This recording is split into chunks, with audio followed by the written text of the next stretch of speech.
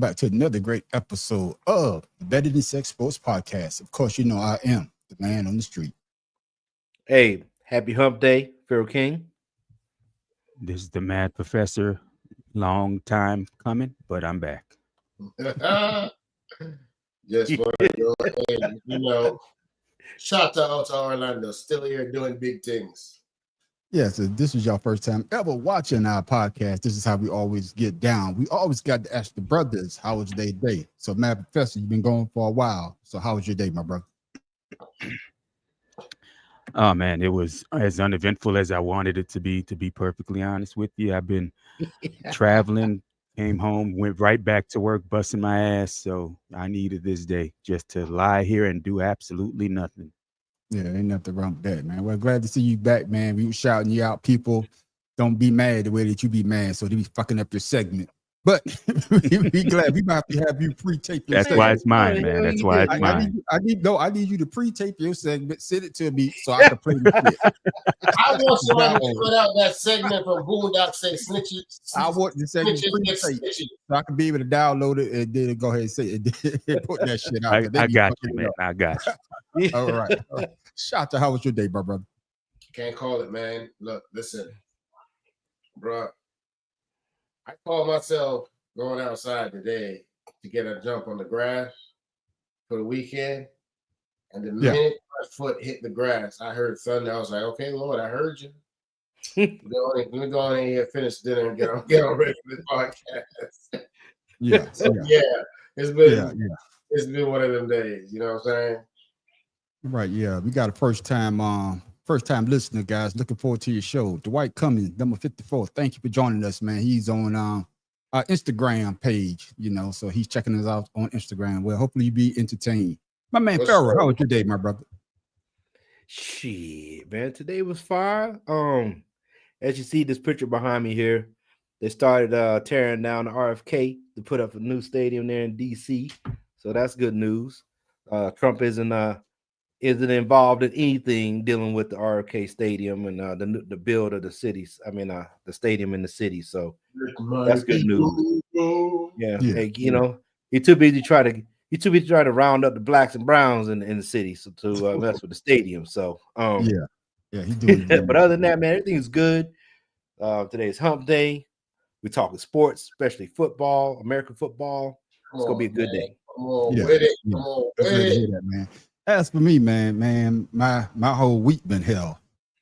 Man, woke up Sunday morning. Hence the background. I got you. Had that tingling in my ankle. The gout. You got that gout? Yeah, man, that shit had. I went to work the last 2 days, man. Finally went to the doctor this morning and thought he was gonna give me some medication. Motherfucker just gave me some gel. I say, that's about a bitch. What? No gel. Hey, gel does not cure gout. No, man. So I've been limping around. So I might. Bruh, if you I don't know, man. I might call in the next 2 days. Cause this shit ain't no joke. Shit ain't no joke, man. But that shit, man, hurt like hell. But fellas, man, we got a great show, man. Yeah. Hey, don't laugh. Hey, man on the street. Don't laugh. Man on the street. Look who's drinking the beer while you're talking about the gout. I know, man. Y'all see what I'm drinking? I'm drinking, and that's not good for you. Oh my God! Wait, is that Gatorade? No, yeah. Damn. Yeah. But fellas, let's go ahead and get into it, man. It was an interesting weekend, and this guy, I believe, he had the best out of all the young quarterbacks because everybody was doubting him. Shedeur Sanders got the start. Dillon Gabriel, Kenny Pickett hurt.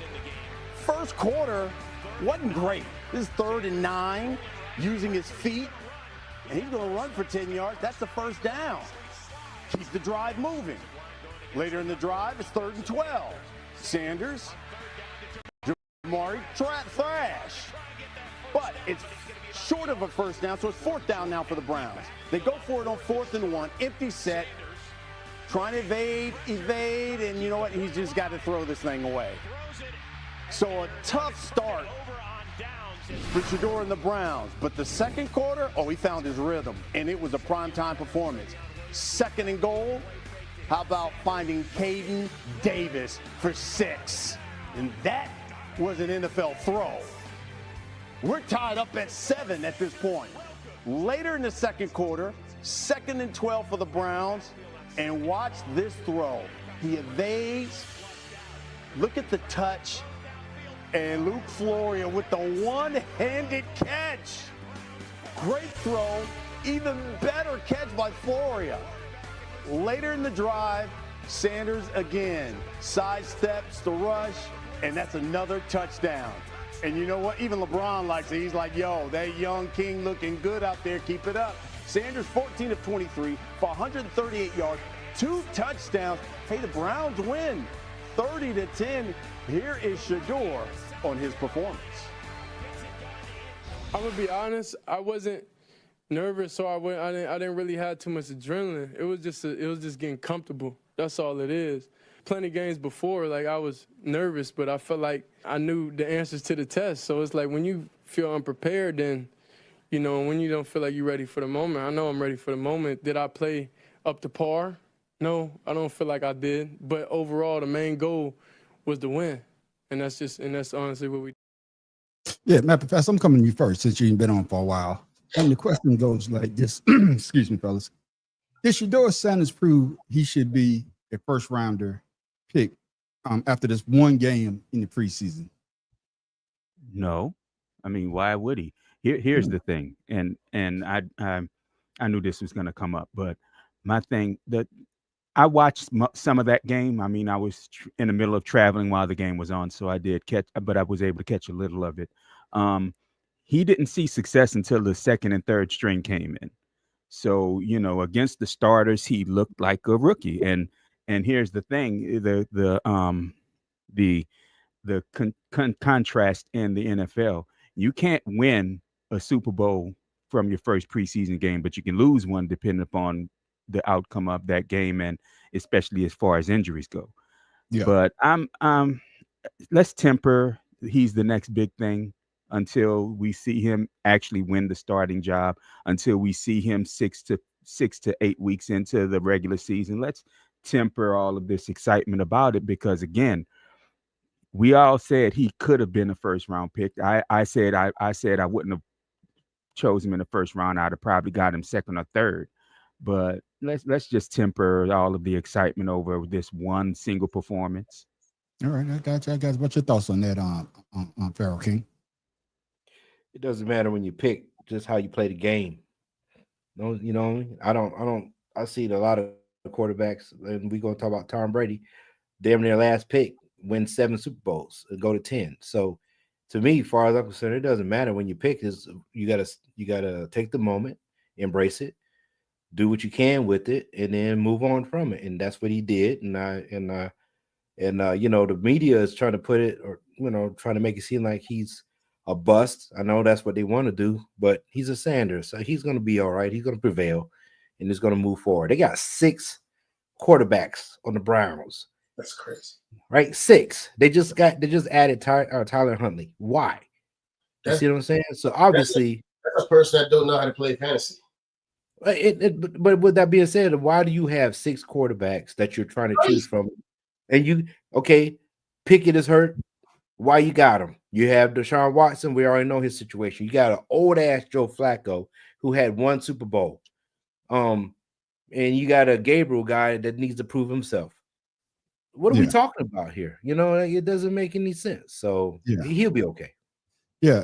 And Dwight, I see what you say. You know, Matt Professor, before I come to you, shout out Matt Professor. Dwight said he did remember he started the game against the first team Carolina defense playing with the second team Browns offensive line. So does that change your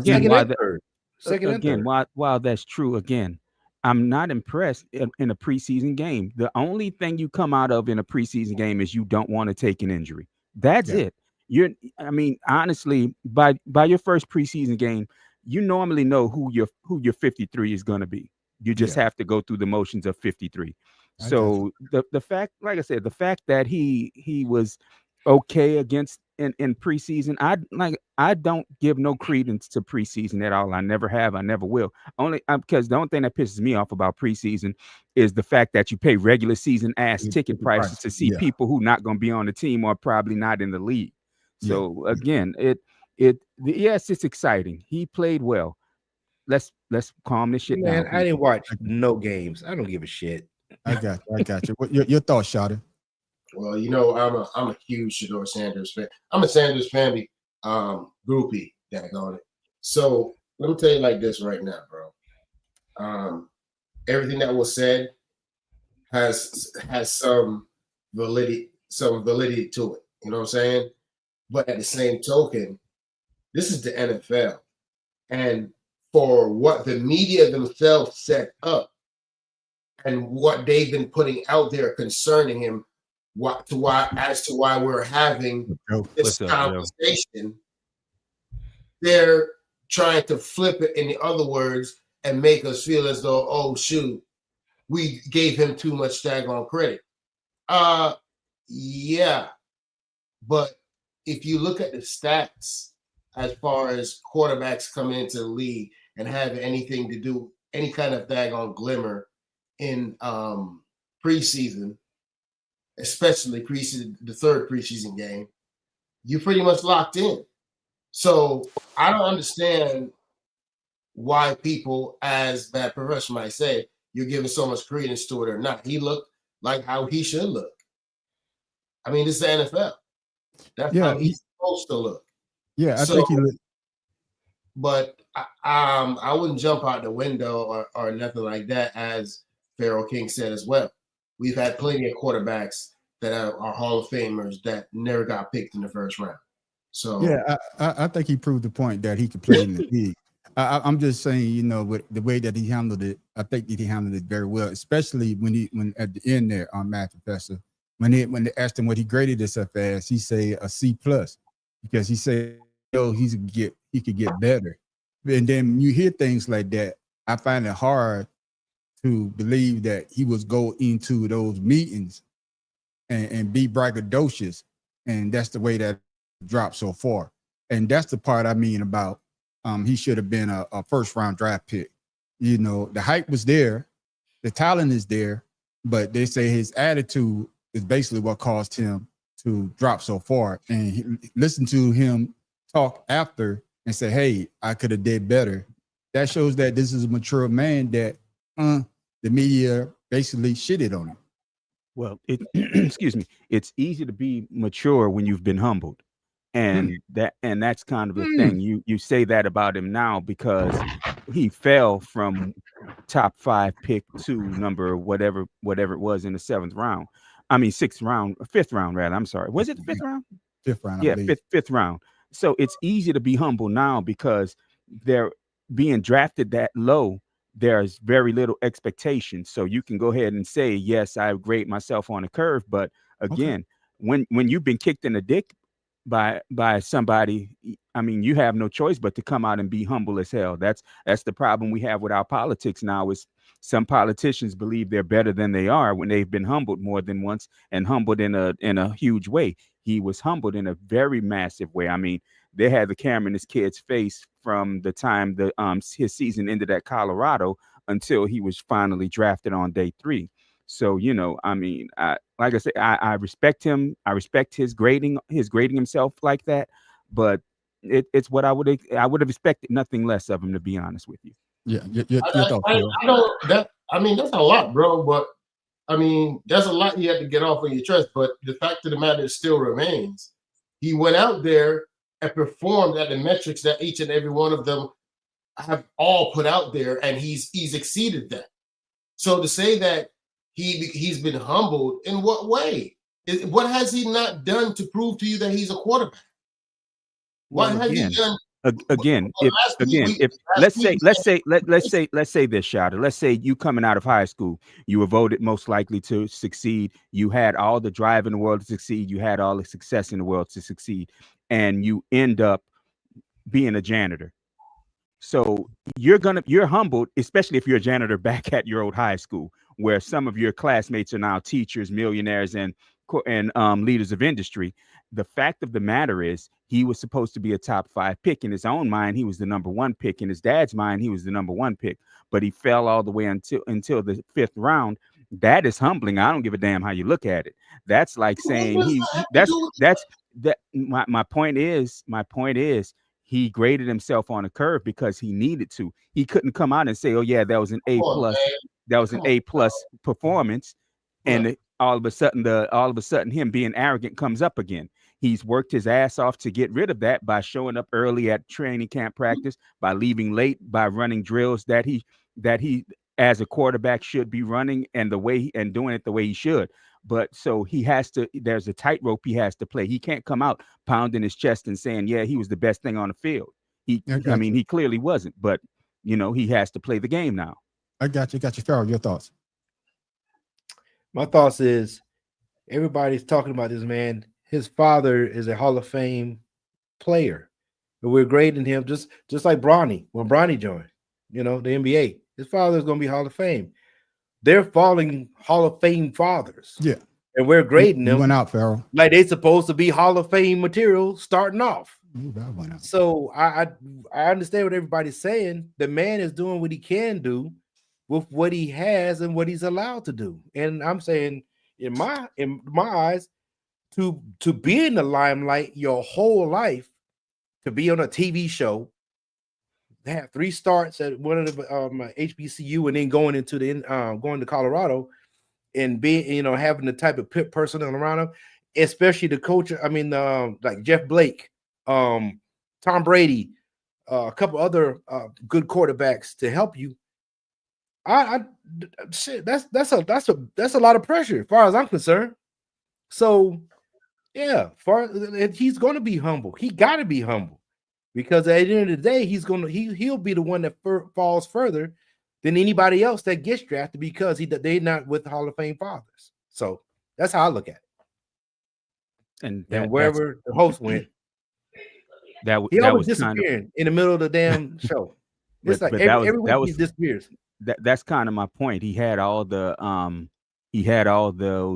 everything you said is true about him, which adds increased pressure on him. And the fact that he was a decent player in Colorado, I didn't care for him, but like I said, I wouldn't want him on my team. He was a decent player at Colorado. He was a decent player at Jackson State. Again, all his accolades meant to nothing, because, like I've said before, he fails during the big game. The big game is always his challenge. He doesn't live up to the hype that you see behind him. And he's like I said, I didn't think that he was a first round talent. I wouldn't have minded him going in the first round, but I always said he wasn't a first round talent. But I didn't say the first round. The numbers say completely something different. So how is that? Okay. Well, okay. I'm put to you like this: Cam Ward, 5-year starter, right? He got number 1 overall draft pick, or whatever the case is. Set some passing records. Didn't perform well in the bowl game, but that's beside the point. You have Jaden Daniels the year before, Heisman Trophy winner, 55 starts. We did not get that type of production, and mind you, they played in big schools. Colorado's not a big market. Correct. So with that being said, especially the conference, we didn't get a chance to see what Shedeur could do in those type of environments as opposed to Colorado and Jackson State. Yes, his accuracy was good, but his talent level of his competition wasn't what those other 2 quarterbacks had to go through. So I believe if we would have saw him in one of those markets, that we probably would say a little bit more about him, because I think he would have more to prove. But right now, he's just playing a regular game like everybody else. Correct. I agree. Okay, well, Shada, here's my thing. Is you're not, I won't say you're upset, because I don't see you as being upset. I just see you defending another brother against some of the criticisms. But you have to, like Farrell just said, you have to admit his level of competition that he played against wasn't always the greatest, which is why I said when he played against the bigger schools, he looked like he was lost. He looked like he wasn't even a 3rd round talent. So, I mean, you have to, that's why I'm trying to get everybody to temper what was done in the game against Carolina. I mean, the Man on the Streets guy said that he played against Carolina's 1st string with his 2nd and 3rd string offensive line, but Carolina's not a defensive juggernaut either. So again, he was playing against lesser competition. And that's what I'm saying. First string.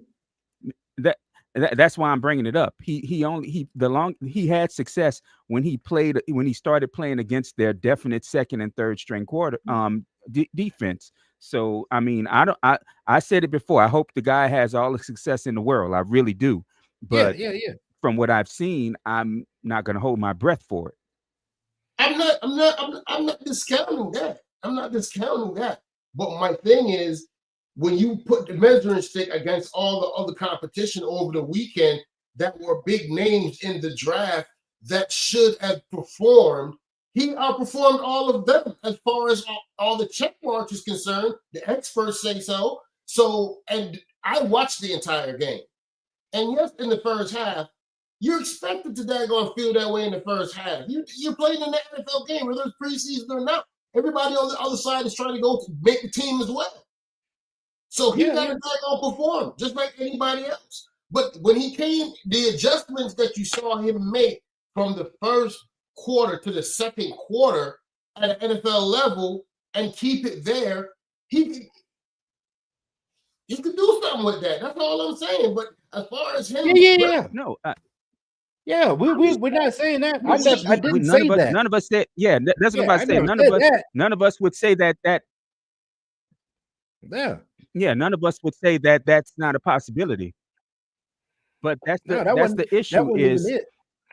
Yeah, exactly. We're not saying that he did not do what he was supposed to do.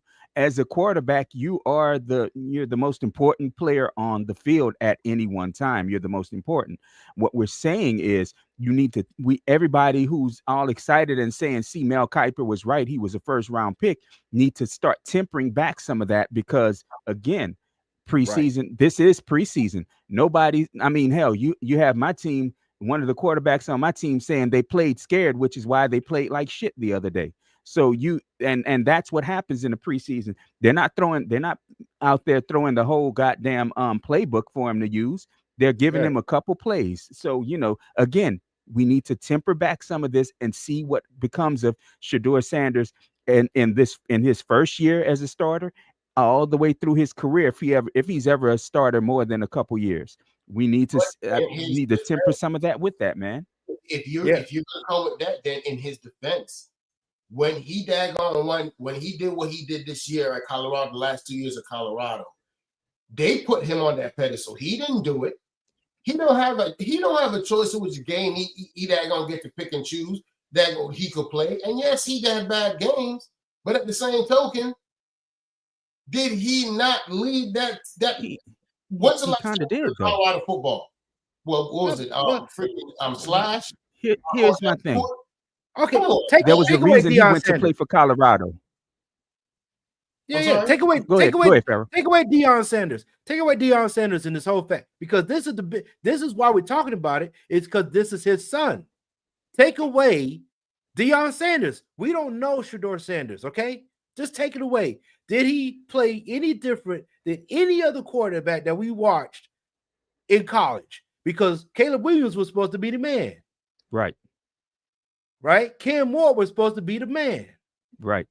And just take away the Deion Sanders, because that's what we're focused on right now. Something else I noticed during the game the other day, and I don't know if it struck you all the same way it struck me. The fact that he played out of the shotgun more than 90% of his plays, which to me says that his team, his offensive team, and his coaches are still kind of leery about turning over the entire playbook to him, because shotgun quarterbacks don't make it in the NFL. That's just it. You got to learn how to play under center. I want to play. What's going on, Juan? If you're not taking first team reps, how are you supposed to be prepared for a preseason game? That's how I look at it. It's like, shit, we got too many. We got men on the street now. Yeah. My shit is all fucked up. And there you go. There he goes with his hallway audio. Yeah. I think that is man. Yeah, but we beat a dead horse, man. But as far as I'm concerned, Shedeur Sanders is going to be okay. Like you said, there you go again. To be humbled, I would say yes to a point, but once again, he's in the shadow of his father, and we're going to grade him harder. That's just that simple. And we've been doing that since day one. And since he's been on the TV show, since his brother is just not playing a prime spot. Travis Hunter is also going to get humbled real soon. Yeah. Like, I'm not saying I want anything bad to happen, but this is the NFL, guys. This is the league. A whole new level. A whole new level. So once we get past a few games, we get week 6, week 7, and we see how this stuff operates. Now let's talk about it, because just like us, we got our driver's license, but it took us 2 or 3 years to learn how to really drive a car. Exactly. So let's do that. Yeah, I apologize, fellas. Had my technical difficulties. Hopefully, I don't work them out. But hey, had to find my battery almost depleted waiting on you. Hold on. Oh God, man. But it is what it is. But y'all don't handle the Shedeur thing, man. But I don't know if y'all saw this earlier. You know, they still got him as the 4th quarterback on their depth chart. I don't know if y'all covered that, but he also has an oblique injury. Make sure I get the right one. This just in on CBS Sports HQ. Browns rookie quarterback Shedeur Sanders injured his oblique during practice today, putting his status in doubt for Saturday's preseason game against the Eagles. He's the latest quarterback on Cleveland's roster who has to deal with the health issue, joining fellow rookie QB Dillon Gabriel and Kenny Pickett. Sanders, who is trying to fight his way up the Browns depth chart, started the preseason opener last week and threw 2 touchdowns. That's the thing, man. He just got a good start there, like you say, Math Professor, and all of a sudden now he's hurt. So maybe that's why they got 6 quarterbacks on that roster. So what do y'all think about that injury there, Shada, with the oblique injury? Think he'd be able to come back before the start of the season? Heck yeah, man. That's oblique injury. More than likely, when he went around that corner, he probably stretched it. You know what I'm saying? When you cut back one of them jerky injuries that, you know what I'm saying, that you haven't been. But that goes to your off-season conditioning as well, because the obliques is one of them things you should always, especially in football, have stabilizers, because you cutting back and forth so easily. You know what I'm saying? But at his age, he'll be all right. Some treatment, whatever, he'll be fine. Now, for me, to wrap all that up, I would say Shedeur Sanders didn't hurt his stock at all. If anything, it made him a little bit more attractive to some other teams that might have been on the fence. That's just me, though. Yeah, Matt Professor, with this injury, you think this may help him? Because now, you know, with Gabriel, he has to play. We got to see Kenny Pickett. We got to see Flacco. But the last performance that we saw of him is a good one. And now if these guys go out there and F it up, will that rise to stock on their depth charts, in your opinion? I only say no because, again, of where they picked him. It was a no lose pick for them at this point. So, you know, I think him being injured hampers him much farther than it would if it were any other quarterback that's on that roster. Their number one pick, Dillon Gabriel, or top quarterback pick, Dillon Gabriel, rather, he's been hurt since the beginning, and that's probably the only reason Shedeur got the start in the game the other day anyway. So, you know, I think it hurts him more. I think it hurts him more than it would any other quarterback on that roster, because, you know, we know Flacco. Yeah, he's old as shit, but he can do it. We know that. We don't know what Shedeur can do. So I think this hurts him massively. Yeah, and also Flacco got that Super Bowl ring as well. And Farrell, the same thing. Do you think this injury is gonna help or hurt Shedeur Sanders? Man, Flacco got a 2005 ring or some shit like that, didn't he? It's still a Super Bowl ring. You still count those Super Bowl rings that the Redskins won, didn't? No, that's not what I'm saying. What I'm saying is you got a Flacco that hasn't won anything in 20 damn years, man. I got you. I'm tracking. So what were you talking about him for? I would say that no. I'm gonna say what he'd be okay, because Deshaun Watson is what's really hurting everything over there. Yeah. You know, he's the problem. You got Tyler Huntley coming in as a 6th quarterback, who basically I believe they got him because of Gabriel and Pickett being hurt. Those guys ain't throwing the ball yet, and they're already hurt. Yeah, Flacco just old. They ain't gonna put him out there. You know what I mean? I think he'll be fine. Like I said, he's gonna be fine. That's how I look at it. He'll be fine. An oblique injury, I think Jaden Daniels, he got hurt and didn't play well. Didn't play a game. Came back the next week. He was fine. He'll be all right. They're young. Yeah, you're young, man. But like I said, hopefully, he'll be able to come back. One thing I want to comment on that before I got kicked off, my technical difficulties over here. Hey, Matt Professor, you say something but him being humble, and I think you say the right thing, that he's showing people that, hey, I come to play. He's coming to practice early. He's leaving practice late. He's working with the third stringers or the people that won't be able to, that's not going to make the team. So I think that he is showing that he can be a starting quarterback in this league, and by him getting hurt this early in the year in preseason, now Gabriel got to go out there and do something. Pickett got to do something. Right. If they don't, then he's going to move up. So his last performance is probably would be his best performance. And I won't want to play the Eagles anyway, whether it's second or third string. Wow. I right now I will get injured as well, because that's what they got next. Wow. I know damn well you just didn't say that shit. Yeah, he did. Yeah, he did. Yes, I did. Yeah, he did. Yes, I did. with the lowest no, I ain't gonna mess with you. Yeah, that shit. I don't give a damn. As long as I get the W, I don't give a fuck what they got. As long as I get the W. We know. Flacco got them in the playoffs 2 to 3 years ago. He may have something left in the tank still. Yeah, okay. He got something. He got fumes. But it is what it is. But they do have an extra Metamucil out there, so yeah. Moving right along, though, Shedeur wasn't the only one playing. The number 1 pick was playing as well. One and only number 1, Cam Ward. He and the Titans taking on the Buccaneers. Early second quarter is where we get it started. Ward's second drive after a 3-and-out. Plenty of time and plenty of poise. Finding Calvin Ridley, a 27-yard gain for his first completion of the game. Very next play, it's after a penalty, 1st and 20 for him. This time showing off the touch. Over one defender, underneath another one, a first down to, once again, Calvin Ridley. 2 plays later, it's more Ward to Ridley.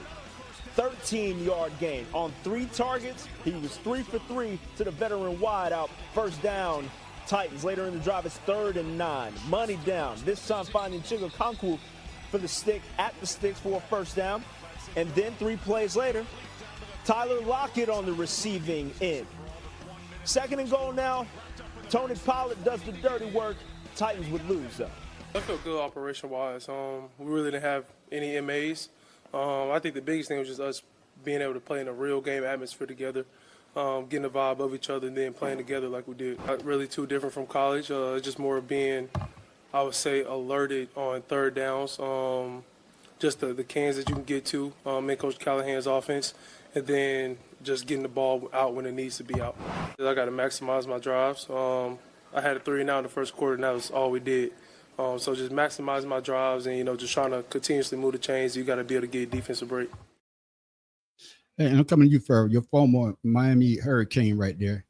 How would you assess Cam Ward's first NFL preseason game? As expected, as a person who had 57 starts through 3 colleges, as expected, to understand the game and get a feel for it. Like you said, you can practice all day. Everybody practices, but until you actually get some pads on you and you get get out there on the field, you really don't know exactly how to gauge the game. So he graded himself probably the same way as Shedeur Sanders would have graded himself, because they're the ones that's in competition with each other when they was coming out of college to get drafted. So I would say they probably was looking at each other and seeing what they could do to make that happen. And once again, they both went 3-and-out their first drive. So yeah, I agree with you on that. Shada, your thoughts? Hey man, the standard was met. That's all I'm saying as far as Cam Ward for me. He was in shotgun too now. Yeah, but I'm just saying. I was going to bring that up. If you look at his decision making and his understanding of where he is on the field in comparison to clock usage and how to get the signals changed at the last minute, he showed a lot of maturity in a game where he knew he had to perform like a number 1 draft pick. So he checked the boxes. All right, I got you. Matt Professor, your thoughts? Well, I'm glad Farrell brought up the shotgun thing, because I really have a problem with them allowing these young quarterbacks to almost stay exclusively in the shotgun. I mean, I understand it's to give them time and confidence, but once the arrows start going for real, even in the shotgun, your quarterback's not always safe. I want to temper everything he did rather with some expectation of let's wait and see if he can win the starting job, because I still don't think the starting job is his. I don't remember if they kept Will Levis, but I mean, if they kept him, he has a leg up on the starting position, no matter where Cam Ward was drafted. So, again, let's just temper this preseason excitement and let's see what comes of it in the first week in the NFL in regular season. Yeah, and I totally agree with you on that. And matter of fact, I was going to say this for later, because some quarterbacks, they in that shotgun, they still can't see the blitzer coming. But we're going to come back to Jason Dart. We got a couple more quarterbacks we're going to talk about. But this guy been in the league. Yeah, is his name Jason? Jackson. Jackson. Shit, one of them up. But Matt, Professor, you brought it up, and this is why they probably got these guys in the shotgun so they could see the field. But this guy didn't see the field. Anthony Richardson is going to get leveled on the second drive of preseason by David Ojabo. He was just screaming off the edge unblocked. You can see the first picture on the left is a sign of what's to come. So he is hurt after taking the sack on the second drive of preseason. Daniel Jones is coming in to replace him, and this is so unfortunate. Richardson was supposed to play majority of the second half. He had a chance to earn that starting spot, and now not only does this severely damage his chances at being the starter, but his era in Indianapolis can be over after being the number 4 overall pick a couple years ago. And that's what I'm talking about, Matt Professor. So, he's in the shotgun, and the play, I guess, he didn't read the play right. But is this the unluckiest quarterback that you've seen in the last couple of years, Anthony Richardson? I wouldn't want him making stock picks for me. That's for goddamn sure. Because this dude, he can't seem to catch a damn break at all. I mean, shit, he breaks his leg. He goes out for the rest of the year with a knee injury. I mean, dude just can't catch a break. And this honestly was silly on his mistake on him, because you could see the defensive end was going to blitz that play. So as a quarterback, throw where the blitz is coming from. And he did not do that at all. He stayed locked in on one receiver and got waylaid. And shit, like, again, I still think he should have a leg up, because who the hell wants Daniel Jones? So I feel bad for Anthony Richardson because I like him, but damn. Yeah, and that's the question there. I like him as well. Damn, I'm losing my train of thought trying to find this thing here. Pharaoh. So should the coach be patient or panic after the latest injury to Anthony Richardson? Should they be like, damn? Man, listen, Anthony Richardson has 24 starts over 3 years in college. Coming in here, can't even start in the damn NFL for a second season. What are we talking about? Man, he didn't start a full season in any game. Any season he's ever played, wherever team he's been on. So I don't know what to do with this dude. I really don't. I mean, what else can we do? So you're saying the coach should panic? I think it's a panic situation, yes. Okay. Like I said, he has not started a full season in 4 years. I got you. What your thoughts there? Yeah, to me, that's panic mode. For me, while I was watching that game, I was like, when I saw the play happening, I'm like, no. The man took 5 steps and hit his ass. Like, no. There's no way in God's green earth he could not have seen that coming. He should have heard it. Come on, man. That looked real suspect to me. You know what I'm saying? Because my thing is, isn't he a left-handed quarterback? No. You're right-handed. He right-handed? He was looking left, though. Yeah. Facts. So my thing is, did they set this man up so they could go ahead and put their new Andrew Luck in there, or what? Because, dude, that's not. Hey, he didn't even get blocked. My man just let him go block. Nobody's there to block him. Nobody. Tight end was like, Olay. And I'm glad y'all said that, because Matt Professor, you brought it up earlier.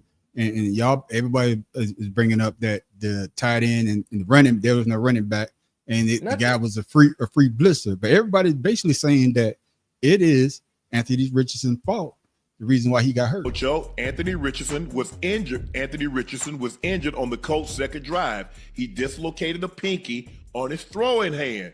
Damn. Hey, I don't know if you saw the play. Yeah, somebody blew assignment. I could have. He did. Hey, tell me now. The tight end went out, right? Isn't the running back supposed to pick him up and not go to the flat? Both of them pre-released. Ocho is hot. Everybody seemed to run the right route, know what it was except him. I pray it wasn't him. Because in your third year, it can't happen, Ocho. I hope it wasn't his fault. We might not ever know. Yeah. But there are a lot of people. Jeff Schwartz says this is day one empty protection install. Bummer for Richardson. He didn't see it. Kurt Warner, an early preseason example of having a pressure plan. O-line sliding to the left. Quarterback responsible for the linebacker on the right. He comes. OT correctly squeezed for the guy way hot. Right. AR has to see this and dish to the running back or the tight end. Right away. Chase Daniel, day one install. Damn. When I saw it, I was like, I show hope they blew this and not him. Yeah, and like you say that, Matt Professor, you know, this is the third year. Farrell, you say that this is the third year in the league. He should know him better than Matt Professor. So a lot of people are saying that, hey, it's the quarterback fault, the reason why he got hurt. Well, yeah, and that's just it. I mean, that's just it. I mean, dude is, I don't know. Like I said, I want to like him because he does have all the talent in the world. I watched him in college. I thought he was great in college. But that right there was less than a rookie mistake. That was a mistake that any 5-year-old football fan knows you don't make. So, you know, it's a shame that when you started playing your video, I freaked the hell out. I didn't know we were still using anything from Unc. I've been gone so goddamn long. I left when his shit started. I didn't know we were still using Uncle's words. But anyway, like I said, right. Anthony Richardson should have seen better. I don't give a damn who blew the play. It all falls on him. Yeah. And Shawty, you heard what they're saying. Basically, quarterbacks, except for Chase Daniels, I don't know what the fuck he talking about. He never been good at any goddamn thing. Come on. He was what? Please. Chase Daniels? I was gonna say he ain't been good since he was a Saints backup when they won the Super Bowl. He needs to shut the fuck up. I was say, man, wasn't he a backup in Cincinnati too? Yes. Well, who knows, man? I don't know. But to hear them say that Anthony Richardson should have known better, this being his third year, that's not a good look, this Shawty. Even though, like Farrell, you know, reiterated that he hasn't played a full season. So all his games together probably in a full season. So your thoughts on basically him blowing the assignment, the play that he called to cause his injury. I mean, you know, looking at his play right now, the only person he reminds me of is like players like Mark Brunell, you know what I'm saying? And like Fitzpatrick, they're like Saints back up.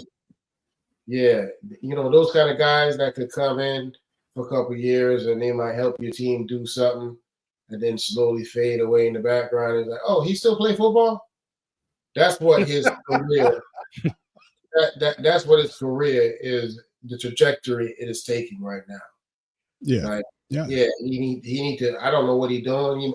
I don't know if he needs to talk to Jerry Rice, LeBron James, Kobe's dietitian, somebody. But whatever he's doing in the offseason to get ready, it's not working, Pimpin. He needs saying his steroid game not working? I can. Yeah, he needs to change them pills, but them pills ain't working. Yeah, your thoughts, Farrell? Ain't no thoughts. It's his fault. Shit. Hey, you know, you got when you come off the center. Like I said, I've never played at this level of football, but shit, I got to like junior college, and I've never seen a quarterback just come off and look left, and you don't hear this big ass number 90 coming. I heard the dude run past me, and I'm like, shit, where is he at? So he thought he had Michael Vick speed. He's too big. That dude's like what, 6'5", 6'6"? He thought he had Michael Vick speed. Man, so what I'm telling you is, like everybody said, I hope they blew their assignments as well. But because I saw there was a pre-release and something like, why am I looking left if I know that's what the play is? So I don't know. But Michael Vick did that a lot, but he thought he had Michael Vick speed. So I'm just Yeah, you know, like you say, Matt Professor, you know, he's supposed to be the savior once Andrew Luck retired. And it seems though he just can't, I'm about to call him can't get right. They call him AR5. Right. His name can't get right, man, because every time you look, he's always injured. And he could be the best quarterback in the AFC South. I think they play in the AFC South. No. Don't say Yeah, that. they do. Yeah, the AFC South. Who else? I know that, but he's not the best. Not even close. I say could be. No, I didn't no. say Said he he was. never will. He said, Who else in the AFC South? CJ Stroud is the only one that's worth even talking about in that sense. Who else in the AFC South? CJ Stroud. And who else? That's all we talk about. We don't need to talk about anybody else. Exactly what I just said. He could be. So he could be better than Stroud if he plays to his ability. That's because your team won the Super Bowl. That's why you saying that's not no. I'm just being honest. I'm being honest. Who do you think he's better than Sunshine? Yeah, he could be better than Sunshine if he stay healthy. healthy. That's what I'm saying. That's exactly what I'm saying. He's not on the field enough for us to see the talent because he's always hurt. We could never say that, hey, he could be better than CJ Stroud because he's never on the field. But he has the talent to be the best quarterback in the AFC South if he's right. So what I'm combating with you is we know what CJ Stroud does. Why are we even comparing him to what he could be? Because he hasn't shown anything at all. We know what CJ Stroud did his first year. That second year is garbage. That's not. That's not. They got to garbage. They got to the playoffs. It's garbage because he had a garbage team. Garbage. He had a garbage team. Garbage. I don't give a damn. Garbage. You know what? Garbage. He had a garbage team. He had a garbage team the first year. Thank you. Exactly. But he made it to the playoffs. But that's better. But what have you done for me lately is the name of this league. Man, look, I know what you're talking about, Pharaoh. I know what you're two thumbs down on all y'all. Go, man. I know what you're talking about, though. But that is the basis of the question. He could be. That's what I say. I'm not saying that he is. I say he could be. That's how I preface that way. I hated him with Florida too. It is what it is. But somebody that think that he's going to be great on both sides of the ball, hey, he had a chance to go out there and play wide receiver and a little bit of cornerback. Number 2 off the board was a potential two-way contributor for the Jags, Travis Hunter. First preseason game for him was against the Steelers. First quarter, Jags 3rd and 5 at their own 39. Hunter, number 2 receiver from the top of your screen, Trevor Lawrence, finding him on the quick slant route. Nice little easy pitch and catch to get the juices flowing. That's a gain of 3. Later in the drive, it's 3rd and 12. Lawrence from the gun. Hunter out of the bunch, tries to spin out of the tackle there, but gets taken down. Some fast feet from the youngin. 6-yard gain, 10 offensive snaps for him. Those were his 2 receptions, totaling 9 yards. In the second quarter, Hunter lined up at corner, nub side of the offense, goes in to make the tackle, cannot. Caleb Johnson stepping over that tackle. Hunter played 8 defensive snaps in this one, missed that tackle but was not targeted. Here's Liam Cohen on the performance. I think he made a couple good catches on some option routes and missed the one tackle defensively that I noticed. Like, that was the only things that I kind of noticed about his overall play. In terms of that, I'll have to watch the tape on how he operated defensively a little bit more. He wanted to keep playing offense. After the first drive, he came up to me. He's like, "Can I go back in on O?" I'm like, no, time to go on D. So that was no problem from a communication standpoint. Yeah, and first of all, who the fuck hired Nick Foles to be their goddamn head coach? These motherfuckers look like Nick Foles to me. But anyway, shout out to you, man. Did Travis prove he'd be able to perform on both sides of the ball? Even I noticed the first preseason game, he wanted to go back in there. Matt Professor, you brought us something earlier. You better take your ass out because they headhunt people trying to make the damn team. But shout out, do you think that he'd be able to play both sides of the ball this I NFL think season. if they I mean, the manage whole it, season.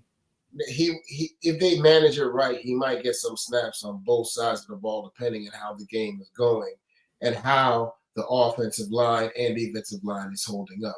If the secondary keeps getting burned, like, hey, dog, no, you gonna play defense this year because we need to plug that hole. So I think it's going to be a week to week thing.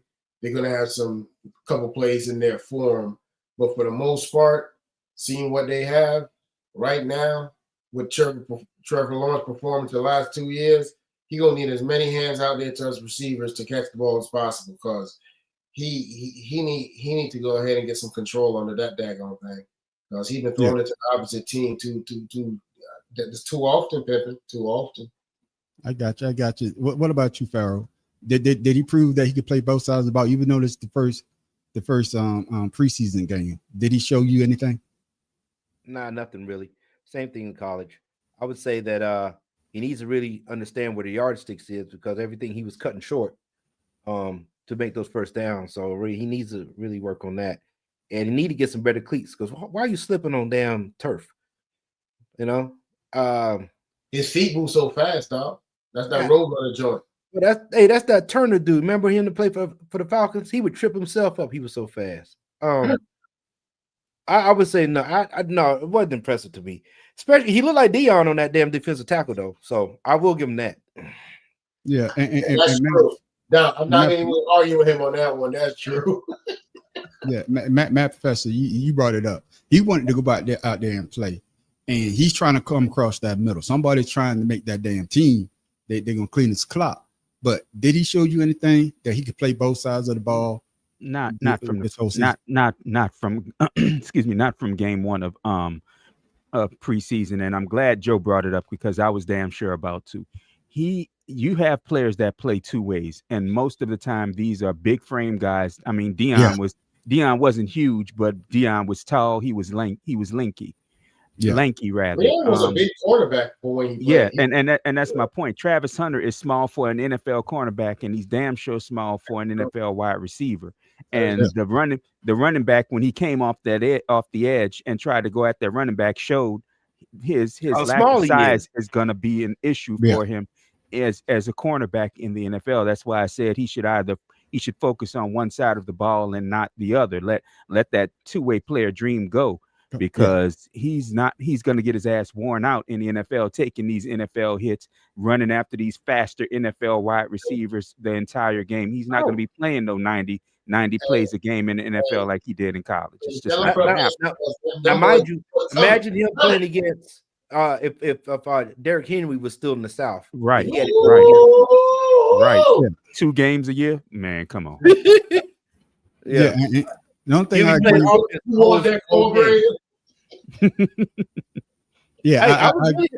I was surprised to see they didn't show his wife if she was even at the game. So I was surprised at that. Well, she's not a what's the girl name? Well, anyway, Taylor Swift. Yeah, Taylor Swift. You know, I agree with everybody, man. You know, I think he's gonna be a better cornerback than a wide receiver. Cause like I say, the guys, they're not gonna let him come across that middle and thinking that he's gonna catch the ball. And then he's thinking that he could catch the ball and then make this humongous U-turn. Guys in the NFL way faster than the guys that you were playing in college.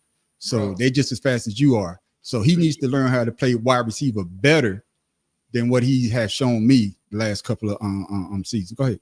Could you imagine him having to come across the middle, playing in a wild card game to push off into the playoffs, and he got to come across the middle, and he's still the same size? Oh, Lord Jesus. They might as well get the ambulance ready right now. Right. So that's why I said earlier with Shedeur being quarterback playing in the Western Conference and then HBCU, they didn't pay that type of talent in college. So now you're running up against those SEC guys, them ACC guys, and them big-ass cornbread, big ass, was it Big Ten or whatever them jokers are? Uh-huh. Those are big fast. Especially the team that they played against, the Steelers, they're not letting you run those little routes. That ain't gonna happen.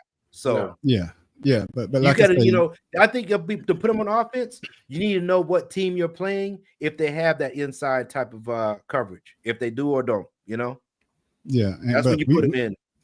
Yeah, we will see though. We will see. Yeah. We also see the number 3 pick and the number 25 pick of the Giants. Nights in. We'll find a way to show them a little bit of love, both of them, frankly, in their preseason tilt against the Bills. Start with the 3rd overall pick, Mr. Carter. Take a look at him here. Solid rush on 3rd and 15. The inside move gets to Trubisky, but Trubisky gets it out of there. Carter going up against 4-time Pro Bowler Deion Dawkins here. Another nice move from the young pass rusher. Once again, Trubisky, the vet, gets the ball out. But again, nice little duck under to force the movement. 6 snaps for Carter. He played. He would finish with 2 QB pressures. Now for the 25th overall pick, Jackson Dart. Start of the 2nd quarter, he's letting it fly. Lil Jordan Humphrey, a.k.a. LJ Humphrey out of Texas on the receiving end of this absolute dime. That's his first NFL touchdown. Just under 7 minutes to go. 1st and 10, Dart showing the elusiveness. Surveys, steps up, takes a shot at the end there.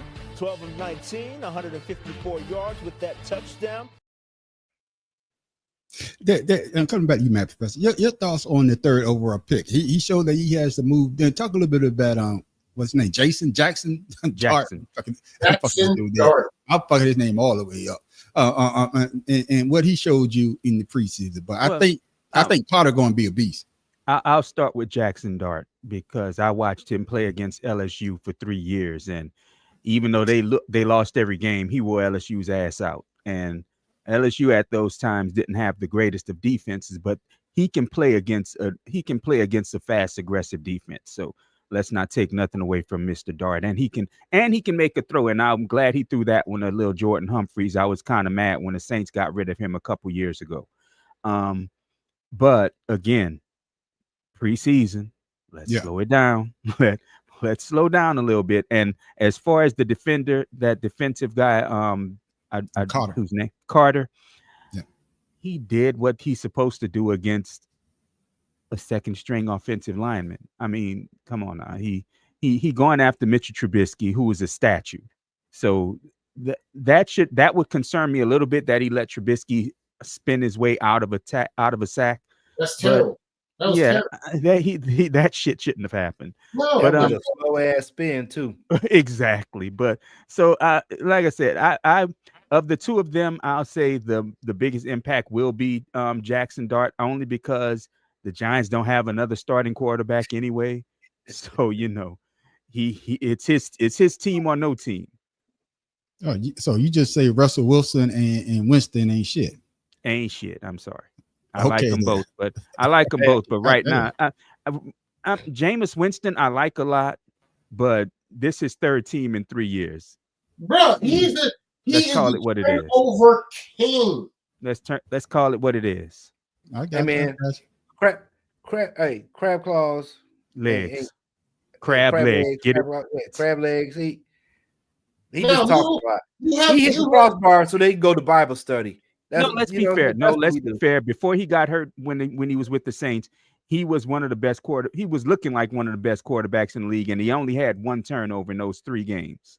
And then he had the Saints wasn't a downfield throwing team, and he came and he's like, "Shit, I might as well let this shit go, see what I could lose." And Dave Kessler was running up under the ball.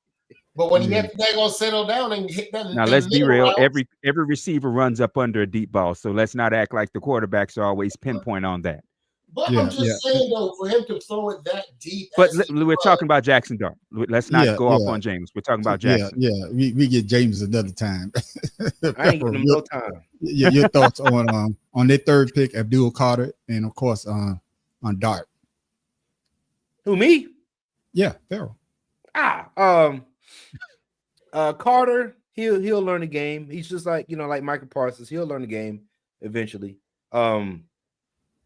As far as Jackson Dart, I'm gonna tell you what's gonna happen.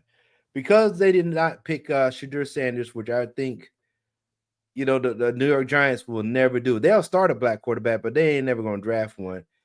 They ain't gonna do shit this season. I'm not sold on Jackson Dart. His throwing motions, and he's gonna use his legs more, and he's gonna throw. So I ain't worried about him. I got you.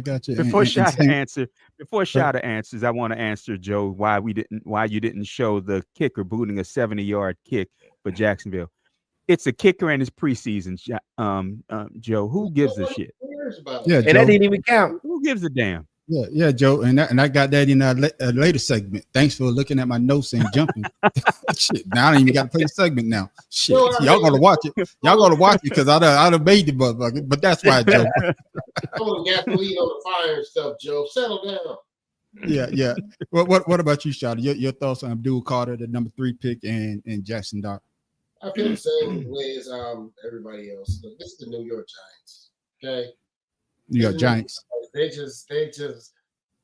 I will give the props that Malik Neighbors is actually a receiver that is dependable, but Jackson Dart, look, he went in there and yeah, he's in competition, but I'm just letting you know now, it's a different beast when it's day one and it counts. It's going to be different. All I'm saying is going to be different. It's But different. you call a pastor pep talk. I think everybody can say the same thing, man. Especially all these guys. It's that they're playing against guys trying to make the team, and you should, like you say, Matt Professor, you should be able to be a star player against a guy that probably not going to make the damn team.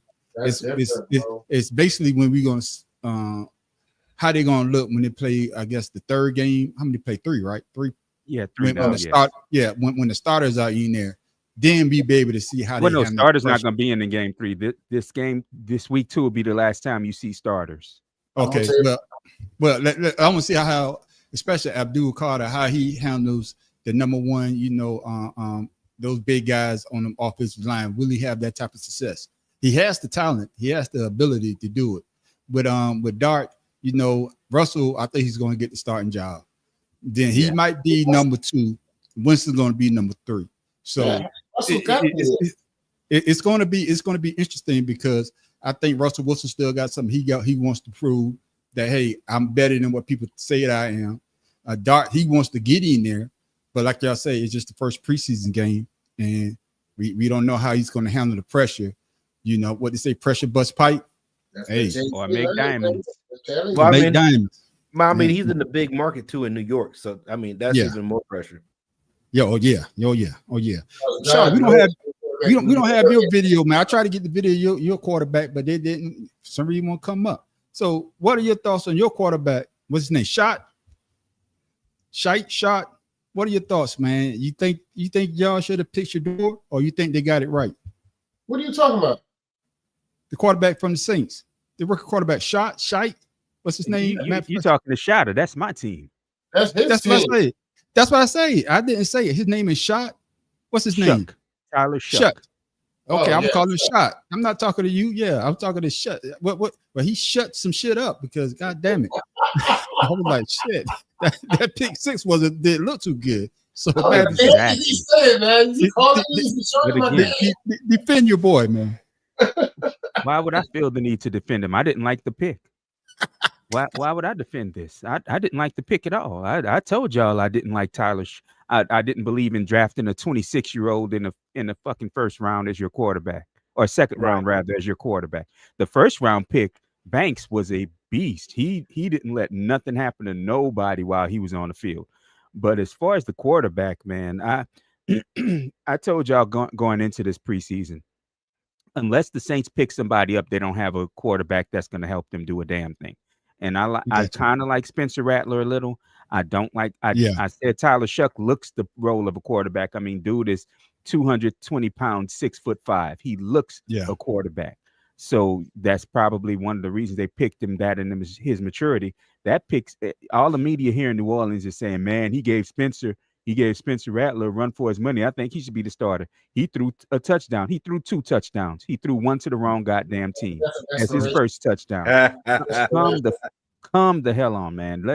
Let's temper this shit back a little bit. He didn't look. He put up numbers, but he didn't look great doing it against third and fourth stringers. So let's be real about this. The Saints right now, there's a reason they're picked to be the dumpster fire of the league, because as of right now, they don't have a great quarterback.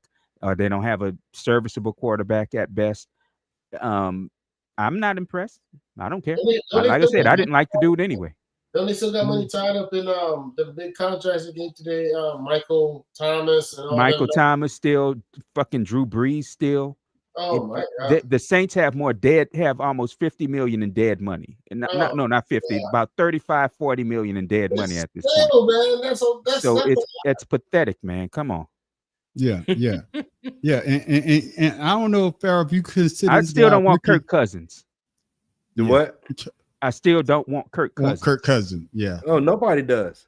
Yeah. Mr. Turnover himself. But this guy, he's technically a rookie because he didn't play none last year. J.J. McCarthy is essentially a rookie, having missed all of last season, but he was back under center for the Vikings. They were hosting the Texans in their first preseason first quarter action. 2nd and 9 for the Vikes. McCarthy rolling left, finding Jordan Addison for the 5-yard gain, making that connection early and often, frankly. Next play is 3rd and 4. Here goes McCarthy to Addison. One more again on the crossing route. Addison gets upfield, 10-yard gain for the first down. We move along to later in the drive. 2nd and 5 on their own 33. Once again, after the sidestep, finding Addison. Heck of a catch by Addison. Heck of a sight line from McCarthy. Later in the drive, 3rd and 4 now to Lucky Jackson. Cannot make the catch, though. They can't convert. 4th and 4. Vikings going for it. McCarthy finding a way to escape. Here's what Justin Jefferson had to say about it. He's looked comfortable out there. He's going through the motions. I feel like he's making the proper reads. He's not forcing anything. He's just letting the game come to it, which we enjoy. We love to see from him, especially the mobile part, him getting out that pocket on that 4th down. And there it is, Farrell. You know, last year, I think he got hurt in preseason as well. I think he was out for the whole year. So, Farrell, do you think he's going to have a breakout season? Because they got rid of, what's old boy? The red-headed dude. No, the red-headed dude. Down. They got rid of him, so they're putting all their eggs in this basket. So you think he's going to have a breakout season this year, or it's going to be the same old? It's not going to be what they had last season. I promise you that. And if I doubt they win 9 games. Damn, Joe. Yeah. Damn, Joe. Yeah, man. I doubt they win 9 games, man. You better have Penix. You better have Cousins there. Seeing as Penix don't want to be there. I'm going to say Penix don't want to be there. He said Magic City's offering lifetime lap dancing to any takers. God damn. Wow. So bad professional thought. You think McCarthy gonna have a breakout year, man? You agree with Farrell? They're gonna go 9-7. What is it now? 9-8. 9-8. I honestly, I didn't like JJ McCarthy last year anyway, so I didn't see him being the end all be all. Even coming from a coach, being taught quarterback by a coach like Harbaugh. I didn't see him being that great because he wasn't the reason Michigan won. Everybody around him was better than he was. So Michigan, he's kind of a panacea. He's not that great, but he looked good. And besides, the one play they didn't want to show is the throw he got Addison injured for the rest of the year on. So you know, and here's one thing I want to say. Everybody's saying he's essentially a rookie, but in the prior when they showed Jackson Dart, they said his first NFL touchdown. If you're drafted, you're no longer, and you play your second, whether or not you missed that first year, you're not a rookie anymore. So I don't want to hear that about this is essentially his rookie year. He did play in the preseason last year, but anyway, I digress. Again, I don't see him being that guy to take that team to the next level, but he can be serviceable. I got you. I think because I'm sorry, but I actually think they were better offensively with Kirk Cousins than with McCarthy, than what McCarthy will be. I got you. Your thoughts on McCarthy. That's right. Shotter. Hey, I mean, he said the quiet part out loud. I mean, I'm gonna tell you like this right now. I was never a JJ McCarthy fan when he was at Michigan. he was never the reason Michigan did anything. Right. It was always him making some dumb mistake to put him down in 3rd and long, rather than him advancing the ball, or he'll whirl around and throw the ball up in the air and it might bounce luckily into some receiver. Oh, he's great. No, it wasn't. He didn't. No, he's not. He has never struck me as that quarterback that you look at and you're like, okay, yeah, he's the one. Not never, has anyone said that about J.J. McCarthy, even at Michigan. So what makes you think that it's going to change in the NFL? Well, you know, the Vikings been looking for that quarterback to get them over the hump for the longest. And so you went from Kirk Cousins to that? Well, I'm just saying they put all their eggs in that basket, and we will see. But okay, Shada, we gonna get a whole lot of clamp going on. Since you say that McCarthy is technically not a rookie, so how would you grade all the NFL rookie quarterbacks in their first preseason game? Sanders, Ward, Dart, Sharp. Well, discard McCarthy. So how would you grade him? I gave him all C plus, all across the board. It's better than what we got last year, but as far as preparation and being there in the competition, don't nobody jump out and say, okay, that's the guy. I haven't seen. I just seen people checking the boxes, the little out routes, the little underneath, having to touch on the ball. I mean, Shador and Cam really impressed me, both how they throw the ball. I will say that. But to say either one or is stronger than the other in the preseason game, no. So I would give it an average of a C plus to all the rookie quarterbacks. What about you, Matt Professor? Same. Exactly the same. In fact, I probably wouldn't give him the plus though, but I'd give him a C. All right. Farrell. Yeah, I'm gonna go C. I would say Cam Ward is probably the most prepared out of all of them. Just because, like you said, checking the boxes, whatever the case is, however y'all want to say it, or they say it. But Cam Ward to me he's number one for a reason. So hopefully I get to see a little bit more this week coming up. You almost had me, but then I thought about the team and I was like, this is the Titans. Oh, Jeff Fisher used to be there. Oh, they used to be the Oilers. Oh, no. The thing the thing that we really don't like about the Titans is how they did Vince Young with Jeff Fisher. All of that, I just left that out. Yeah. Nice. Yeah, and also the Titans got the number one pick for a reason, because they're garbage, and hopefully Cam Ward can stay upright. And that's what's going to be the main focal point. Their offensive line, their offensive line, it's going to be what, I guess, take him to stardom or on a packing his bag, bury him in mediocrity. Yeah, just like with my man, I think he dislocated his toe. Justin Fields. Justin Fields got the talent, but now he's jumping from team to team, and he was a number one pick as well. You see what I'm saying? I don't want to see this happen to Cam Ward. You about to say something, Farrell? I would say Cam Ward, like I said, Cam Ward is more prepared than all these other guys we're talking about. And with that being said, he's going to hold those 5 guys accountable. He's going to make sure those guys are in the film room, with him understanding how to read stuff. We ain't going to see no Anthony Richardson type shit coming from Cam Ward. So Anthony Richardson is more injury than. It's too early for that. I'm just talking about the reading aspect, with the protection and stuff. Yeah, but the only thing I'm gonna disagree with you on, Farrell, is that they got the number one pick for a reason. Their offensive line is trash. I don't give a damn. He's telling them, "Hey, y'all got to protect." The other side, the guys in the defense going to tear his ass up. But hopefully, I get that. I get that. But hopefully, he be able to handle the pressure to be able to make it through the whole season. Because I'm rooting for the guy. I want to see him succeed, just like Justin Fields. I want to see him succeed as well. There's a lot of quarterbacks you want to see succeed, but they go to these teams and they're the number one pick for a reason, because the team is garbage, the defense is garbage, the offensive line is garbage. Who he throwing to? Shit, I can't play. I got gout. Don't call me. Shit, I got gout. I can't get out there and run no route. So and that's what I'm saying. We want to see him to see who will be the most prepared, but his teammates may not be.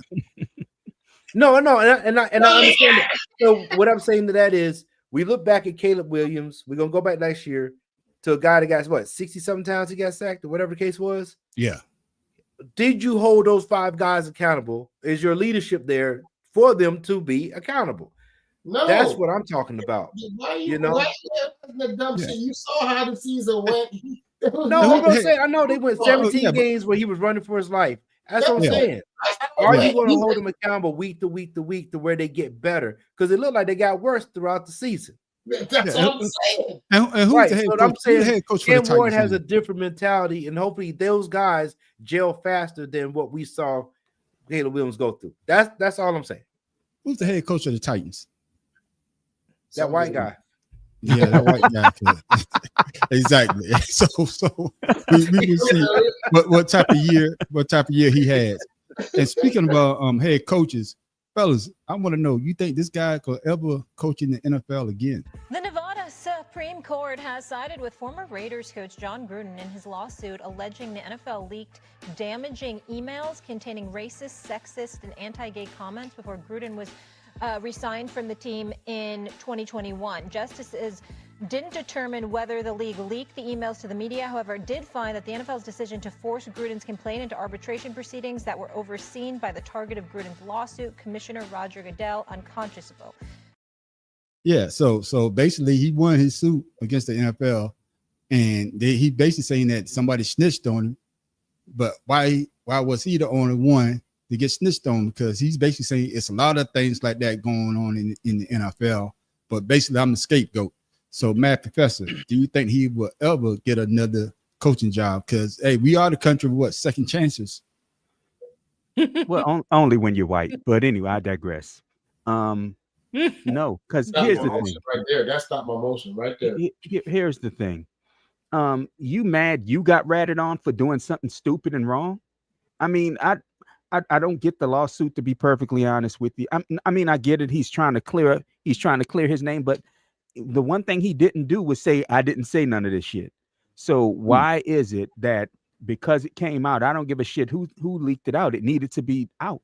And I hate the fact that some of these people believe when they do something stupid or wrong, they shouldn't be held to account for it. When this whole country was out, from the time you're old enough to go to school and understand what's going on until the day you die, you're always told if you do something wrong, you should face consequence and accept it.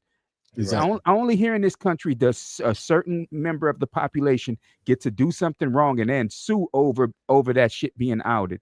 And I never care for Jim Harbaugh anyway, to be perfectly honest. I always thought he was John Gruden, rather. I'm sorry. I always felt he was the same difference. I don't give a shit. I don't give a shit.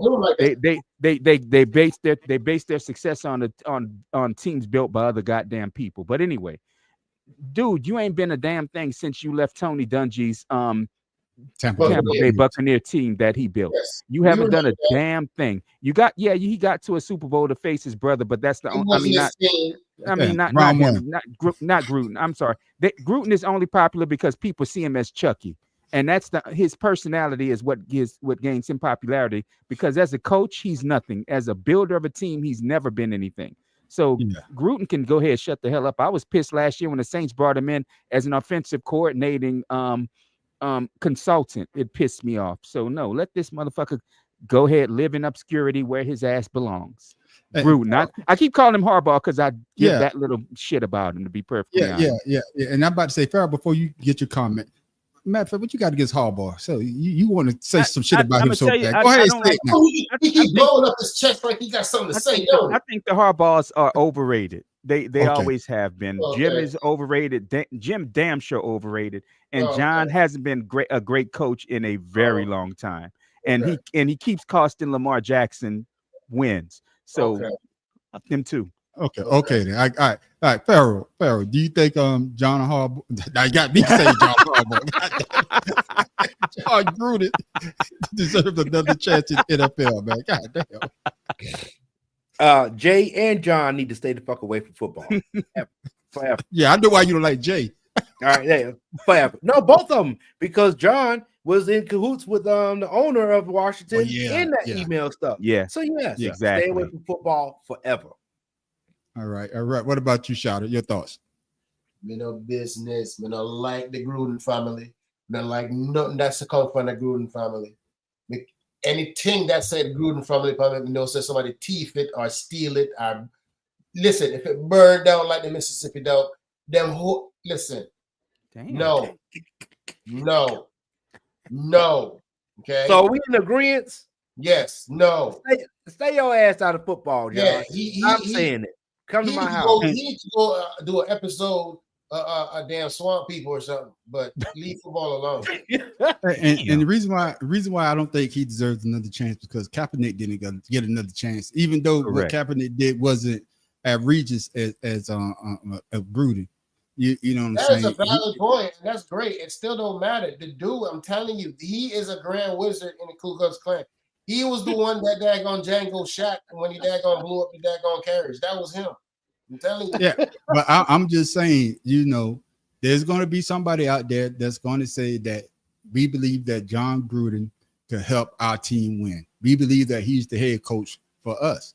But if they do hire him, I believe there's going to be some type of pushback because of the fact that a lot of people believe that some people don't get that second chance. Like you say, Mad Professor, you know, it's the color persuasion. These guys always seem to get a second chance when certain head coaches don't get it. What's the coach who was coaching the Raiders? Oh man, he used to play for the Giants. He didn't get a second chance. You understand what I'm saying? These guys, Pierce. Oh, you talking recently? Okay, I thought you were talking. I'm talking about recently. No, I'm back in the talking day. recently. And I don't think Pierce going to ever get another chance to be a head coach. No. What's my man that was look at the quarterback Eric coach Bieniemy. from Eric Bieniemy. What's what the guy Leftwich down there in town? Byron Leftwich. You know what I'm saying? But yet John Gruden, the way it looks, he may be back in the NFL, and I'm going to be looking at the NFL sideways because it's going to be like a double standard. Matt Professor, am I wrong for thinking that way? Well, no, They not at cannot all. stop it because Disney just bought ESPN. They can't stop. Disney been owned ESPN. ESPN just bought the NFL network. Network, yeah. I'm just saying that just the worst. Honestly, that kind of decision right there will make me not be a fan of football as much as that pains me to say. That's but terrible. Again, Gruden doesn't deserve a second chance because I'm tired. Like I said, I'm tired of certain people getting second chances for after they've said something wrong and then want to sue for libel or whatever because the shit they said and did wrong came out. It's supposed to come out when you say stupid shit like that. It's supposed to come out. And Saban, let you know what? I'm not even gonna talk about that. Sorry, piece of crap right there. But anyway, the problem I have with Gruden, with all of Gruden, is he was a bigger. He's just like Sean McVay. He's a bigger personality. Yeah, he's a bigger personality than he is a good coach. Sean McVay is a great personality. If he had his own TV show, it'd probably be top 10 for a long time. But the fact that his personality is the only reason he's still a coach, because hell, to be perfectly honest with you, he's like Sean Payton. Sean Payton shouldn't have been here as long as he was with the limited success that he actually had. And I like Sean Payton. I like what he did. But the limited success he had didn't justify him still being here. And I could say the same thing about Sean McVay. His success in LA is great. It's amazing. Kudos to you. But he's a better personality than he is a coach, running up and down the damn field like some jackass. And John Gruden is the same thing. That sneer that he has, the fact that people know him as Chucky this, Chucky that, that's the only reason he's still viable as even a TV personality, which he shouldn't have been. You agree with that, Farrell? He went to the Phil Simms school of blonde kiss ass. You agree with that, Farrell? That take that Matt Professor just gave? Absolutely, because if you look at most of those guys that came from Washington, they all got the same type of demeanor, as you can say. Matt LaFleur, Sean Payton, what was the other guy? Jay Gruden even has it. Like they have this persona, like they know football, they breathe it, they were born into it. They got And this then white Jake- hat they put on their head. I think it goes up And into a see, Joe brings up that Byron Leftwich is Leftwich, in yeah. Colorado as a quarterback yeah. coach. That's kind of the point, Joe. Byron Yeah. Leftwich should be a coordinator or a head coach somewhere in the NFL, given the Coach success Brady that his to a offensive Super Bowl. that his offensive teams had. So there's no Right, so you excuse for took- him not to be a coach. Right, you took Leftwich that won the Super Bowl with the Tampa Bay to now be a quarterback coach. Yeah, yeah, and You know I what I think that's what we all saying. You know, if John Green was to get back in the NFL, man, I would be looking at the NFL sideways because of the way that they have treated We already people of looked color. at it. Because those guys don't get a second chance. You get a chance you get a bite at the apple as a head coach one time, and when the team don't succeed, hey, you're out the door. The only person that's still showing that he's top of his game. Well, they have an off year this year because they got old bitch ass Rodgers. You know, Rodgers might. Calvin at Candyland got a lot of pull, man. I'm telling you, he got a lot of I'm just pull. saying Rodgers might have been sent there to get him out the goddamn league. That's just my personal opinion. on that. Right. So you see how stuff is going here. No, if Gruden comes back, I met the Mad Professor. Football, you know, the NFL is starting to look like Washington D.C. Yeah, it is. You know what I'm saying? is. But fellas, man, good conversation, man. Good conversation as always. Besides my technical difficulty, now it's that time for Shout Out Today in Sports.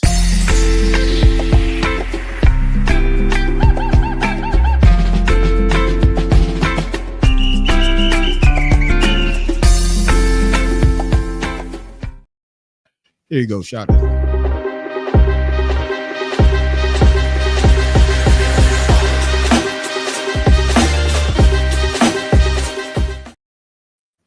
Shout out, what you got for us today, man? Anybody want to take a gander at who that might be?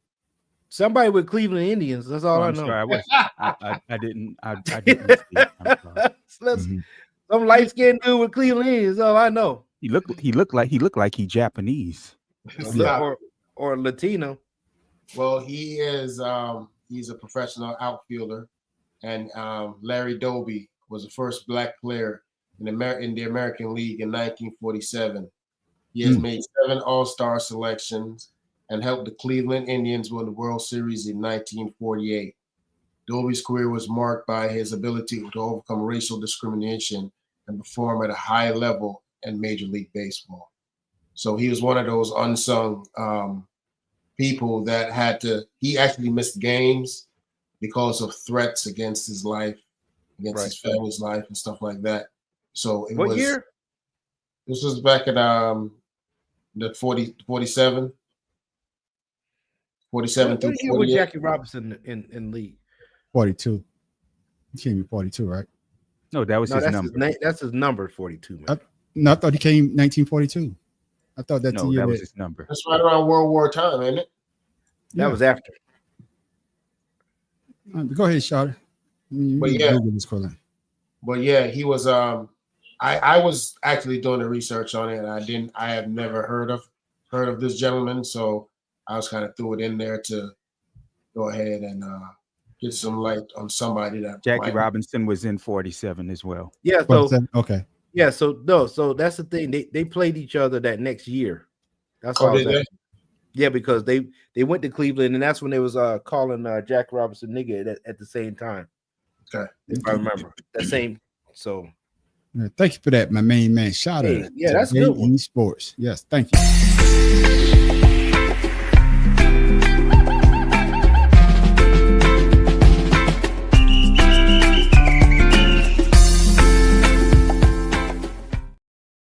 Well, ladies and gentlemen, it's that time. Oh man, we don't give you a lot of great.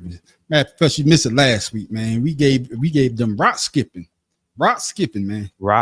Mother. I'm glad I missed that. Yeah, rock skipping. Hey, that shit was trash.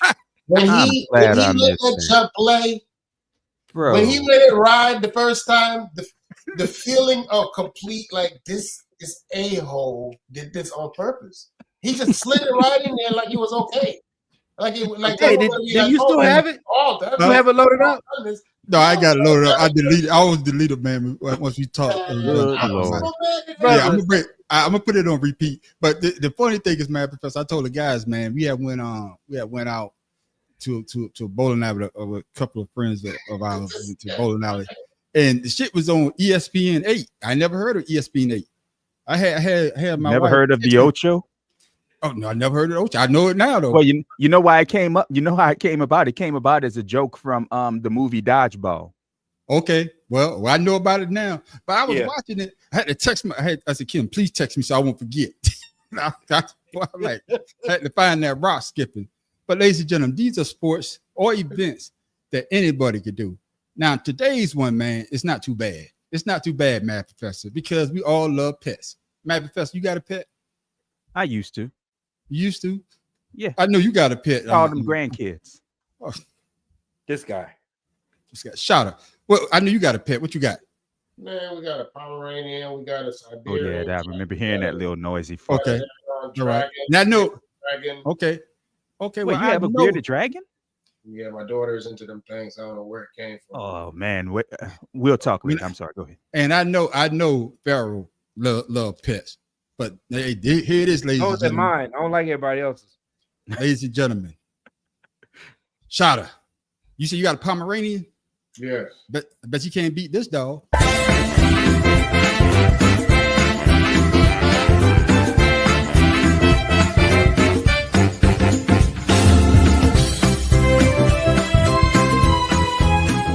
One of the fastest growing sports in the nation, corgi racing. They got small legs, but they're really fast, and they're a lot of fun to watch. And as you've mentioned, they've traveled from far. In fact, our defending champ is back. That's right. We've got the speedy corgi from Wisconsin, Milo Bigglesworth, who was dominant last year. Should have won this race in 2023, but he got distracted just before the finish line. Milo's quickly becoming a corgi racing legend after winning the Canterbury Park Race Championship back-to-back years. Milo is definitely one to watch. Yeah, if he wins this race, he will likely be considered the GOAT of corgis. Tom Brady, Michael Jordan, and what, Milo Bigglesworth? Milo Bigglesworth, they'll have to retire his number. I think so. Well, as defending champ, he's automatically in the finals, so we're going to see him later today. But there are plenty of fast corgis entered into our qualifying heats today. And now let's take a look at some of your top contenders. Well, we've got all of the finalists from last year back except for one, and that includes 23 championship winner Milo Benz and 2022 championship winner Wrong Way Loki.